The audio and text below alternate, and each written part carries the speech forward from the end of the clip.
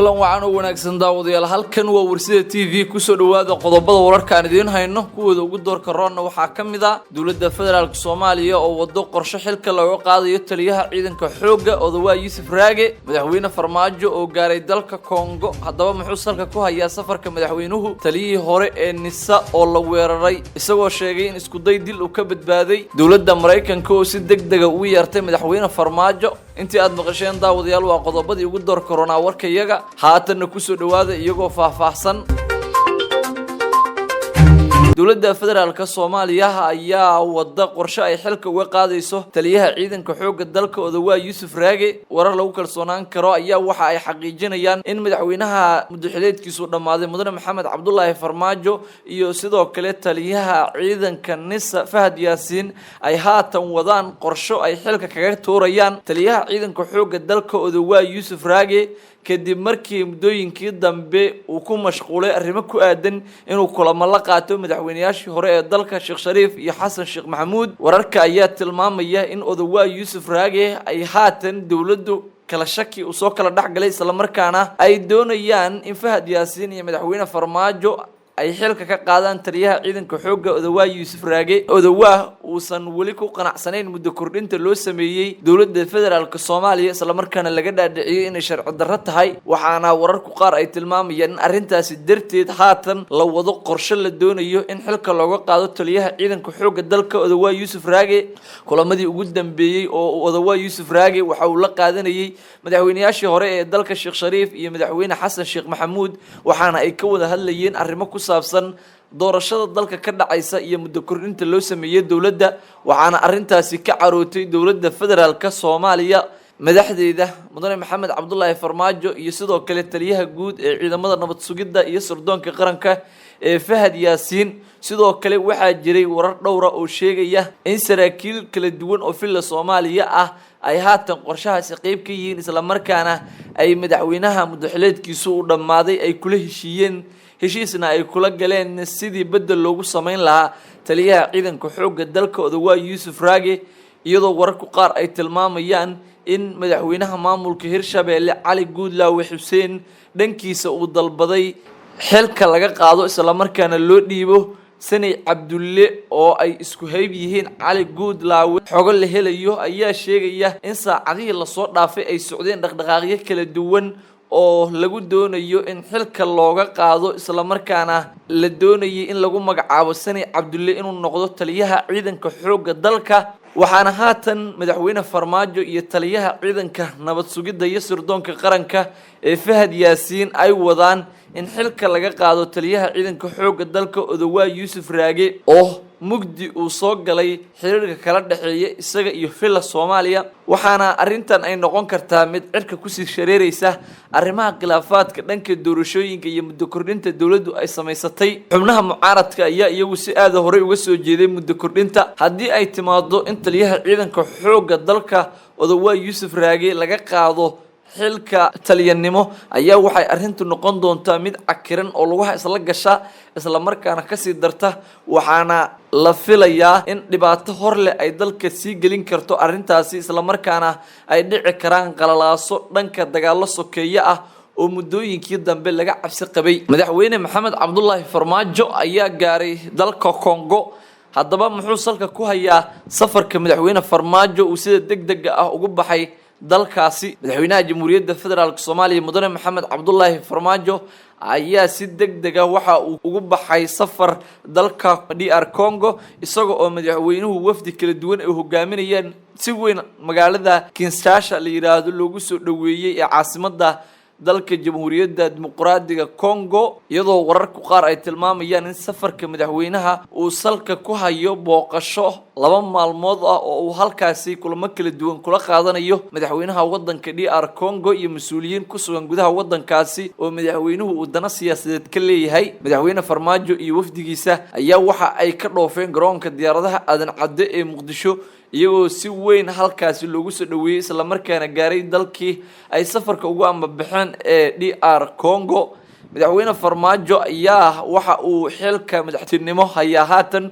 isagoo waqtiga uu ka dhamaaday isla markaana muddo kordhin loo sameeyay waxaana madaxtooyada Villa Soomaaliya ay safarka madaxweynaha ku qeexeen ujeedkiisu inuu ku qotomo in kor u qaadayo iskaashiga dimuqraadiyadeed iyo siyaasadeed ee u dhaxeeya labada dal ee DR Congo iyo Soomaaliya iyo midka kale ee qaraneed ee u dhaxeeya dhinacyada kala duwan gaar ahaan in la iska kaashado amniga dhaqaalaha ciribtirka fayadhowrka iyo sidoo kale arrimaha la xiriira dagaalka waxa ay ugu yeeraan argagixisada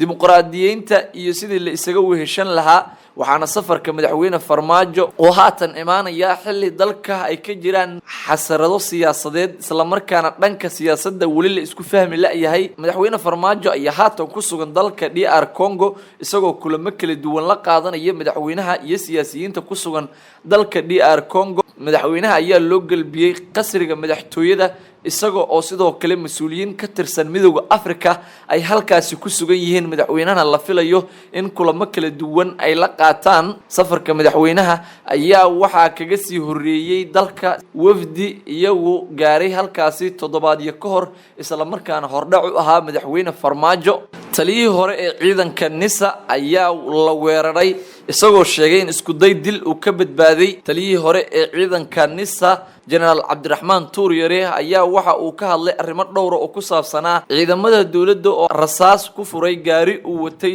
waxaana uu sheegay in uu ka badbaaday isku day dil oo ay la beegsadeen ciidamada dawladda gaari isagu uu saarnaa isla markaana uu waday xilli uu marayay isgoyska Miranaayo ee degmada Cabdicasiis ee gobolka Banaadir General Cabdiraxmaan Tuuryare ayaa waxa uu tilmaamay in ciidamada dawladda ay si bareer ah rabeen inay u toogtaan isla markaana uu xag alle ka badbaaday isku day dil oo loo qorsheeyay sida uu hadalka u dhigay waxaana uu tilmaamay in ciidamada dawladda ay rasaas ooda kaga rogeen gaari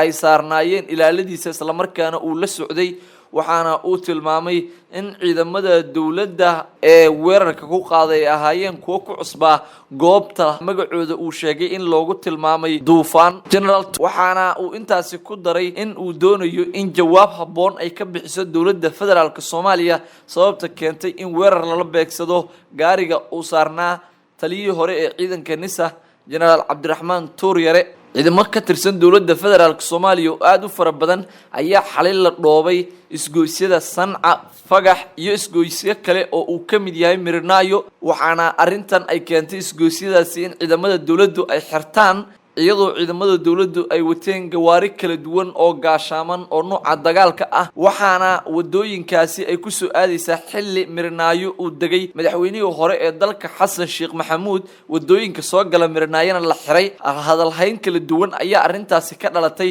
waxaana la tilmaamay in halkaasi ay ku sugan yihiin rag uu ka mid yahay Muuse Suudi Yalaxow oo aqalka sare ee baarlamaanka Jamhuuriyadda Federaalka Soomaaliya ka tirsan isla markaana mucaaradka dawladda ay halkaasi kula sugan yihiin arinta keentay in ciidamada dawladdu ay wadooyinka xiraan ayaana hadalhayn badan dhalisay ugu dambeyntiina dawladda Mareykanka ayaa u yeertay madaxweyne Farmaajo si degdeg ah in markaasi uu kulamo ula qaato mas'uuliyiin ka tirsan dawladda Mareykanka ayaa waxa ay amar ku bixiyeen in madaxweynaha Jamhuuriyadda Federaalka Soomaaliya uu si degdeg ah ugu yimaado isla markaana uu kulan la qaato madaxda ugu sarreeyay ee dawladda Mareykanka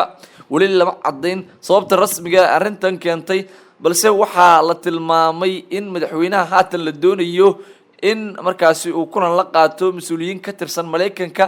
waqtiga uu dhacayo kulanka lama shaacin balse waxaa lagu amray madaxweyne Farmaajo inuu si degdeg ah kulan ula qaato isla markaana uu diyaarad u soo raaco iyadoo ciidamada Mareykanka ee loo yaqaan Africom diyaaradooda la sheegay in madaxweynaha loo tilmaamay inuu soo raaco si degdeg ah uu Mareykanka ku yimaado madaxweyne Farmaajo oo muddo xileedkiisu dhamaaday ayaa haatan xilka jagada madaxweynenimo sii haya iyadoona arintan ay ka soo horjeedaan qaar ka mid ah dawladaha caalamka oo Mareykanku ay ku jirto waxaana ay rataa in si gooni ah ay madaxweynaha kala hadasho arintan sida warar hoose ay tilmaamayaan madaxweyne Farmaajo ayaa ka walwalsan xaaladda cusub ee soo food saartay ee dhanka siyaasadda ah oo culays xoogan uu ka dareemayo iyadoo ay jiraan go'aan dhowra oo ay qaateen madaxda dawladda isla markaana aan lagu taageerin. Madaxweyne Farmaajo ayaa codsi la filayaa in Mareykanka uu gudbisto isla markaana uu ka codsado inay arrimaha jira ay faraha kala baxaan